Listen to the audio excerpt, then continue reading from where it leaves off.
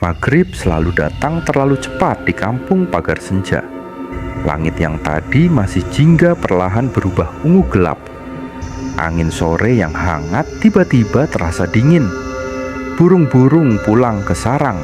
Anak-anak yang tadi berlari di lapangan mendadak menghilang satu persatu. Di kampung itu ada satu aturan yang tidak pernah tertulis. Kalau azan maghrib sudah terdengar, semua anak harus sudah di dalam rumah. Karena jika tidak, ada yang akan menjemput. Allahu Akbar, Allahu Akbar, Allahu Akbar, Raka 12 tahun baru 2 minggu pindah ke kampung itu bersama ibunya. Ayahnya bekerja di luar kota, jarang pulang. Rumah mereka berada di ujung kampung, tepat di dekat kebun bambu yang lebat dan gelap bahkan di siang hari. Kalau maghrib, jangan main di luar, pesan ibunya setiap sore. Raka mengangguk, tapi dalam hatinya ia kesal. Di kota tidak ada aturan aneh seperti itu. Sore itu ia bermain bola dengan 3 anak kampung, Denny, Ilham, dan Bayu. Langit mulai jingga. Udah mau maghrib, kata Ilham tiba-tiba. Ya belum azan, jawab Raka santai.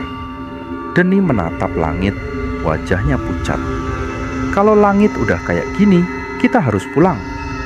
Langit memang terlihat aneh, bukan sekadar jingga, tapi merah keunguan, seperti warna darah yang tercampur senja.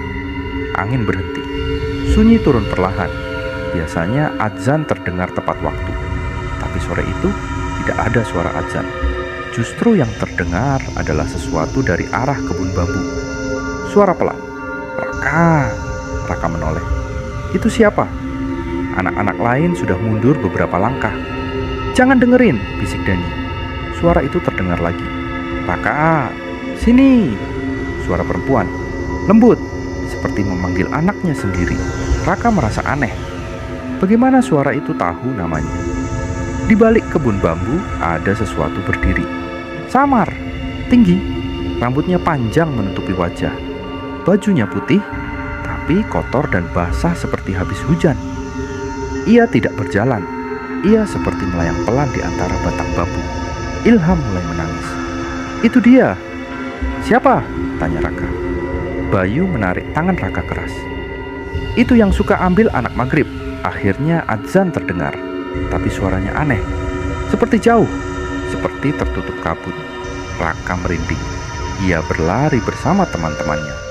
Tapi saat menoleh ke belakang, sosok itu sudah tidak di kebun. Ia berdiri di tengah lapangan. Lebih dekat, wajahnya masih tertutup rambut. Tangannya panjang, terlalu panjang. Dan saat ia mengangkat kepalanya, rambutnya tersibak perlahan. Wajahnya kosong, tanpa mata, tanpa hidung. Hanya kulit pucat dengan satu garis hitam panjang, seperti senyum yang robek malam itu.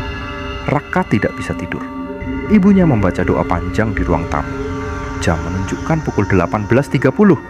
Tiba-tiba, tok, tok, tok. Ada ketukan di pintu.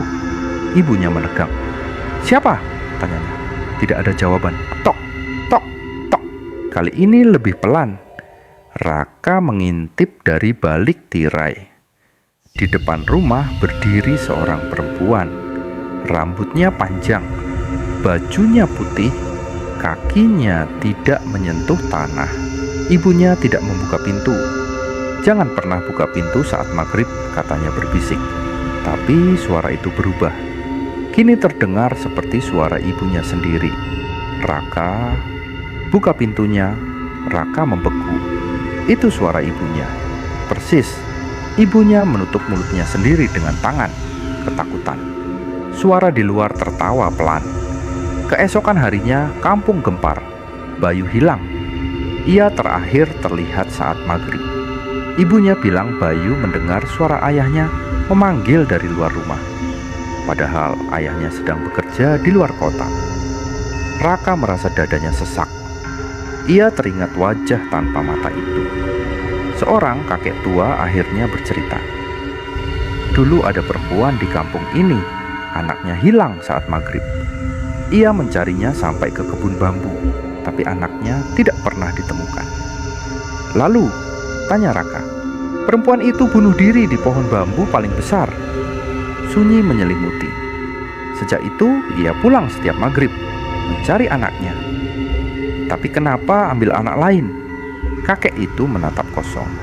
Mungkin karena ia lupa wajah anaknya sendiri.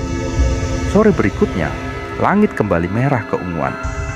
Raka bersumpah tidak akan keluar, tapi suara itu datang lagi. Raka, bukan dari luar, dari bawah tempat tidurnya. Ia menunduk perlahan. Gelap. Lalu dua lubang hitam terbuka di kegelapan. Bukan mata, tapi ruang kosong. Tangan panjang muncul, meraih kakinya. Raka merasa tubuhnya ditarik. Dunia berubah gelap. Ia berdiri di kebun bambu, sendirian, langit merah, udara dingin, dan di depannya perempuan itu. Kini wajahnya terlihat, wajahnya rusak, mata berlubang, mulutnya robek sampai ke telinga, tapi ia tersenyum. "Kamu anakku." "Aku bukan," teriak Raka. Ia mundur, tapi bambu-bambu bergerak menutup jalan. Tangan-tangan hitam muncul dari tanah, menahan kakinya. Di rumah ibunya menyadari Raka hilang. Ia langsung berlari keluar. Maghrib baru saja lewat. Langit masih gelap setengah. Ia berdiri di depan kebun bambu. "Ya Allah, lindungi anakku." Angin bertiup kencang. Bambu berderak keras.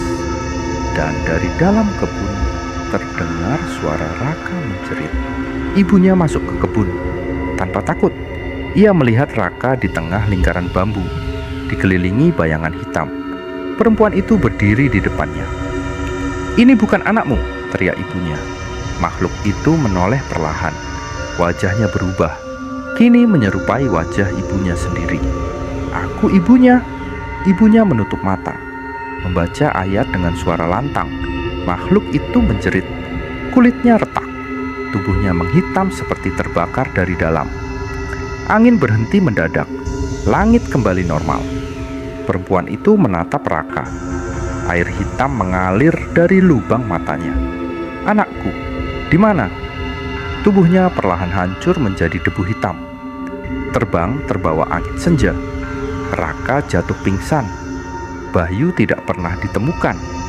Beberapa warga bilang mereka masih mendengar suara perempuan menangis saat maghrib. Tapi tidak ada lagi yang berani keluar. Raka tidak pernah bermain sampai sore lagi. Setiap azan maghrib terdengar, ia selalu sudah di dalam rumah. Karena di kampung pagar senja, semua orang tahu. Maghrib bukan hanya waktu pergantian siang dan malam. Itu adalah batas. Dan tidak semua yang melintasinya bisa kembali.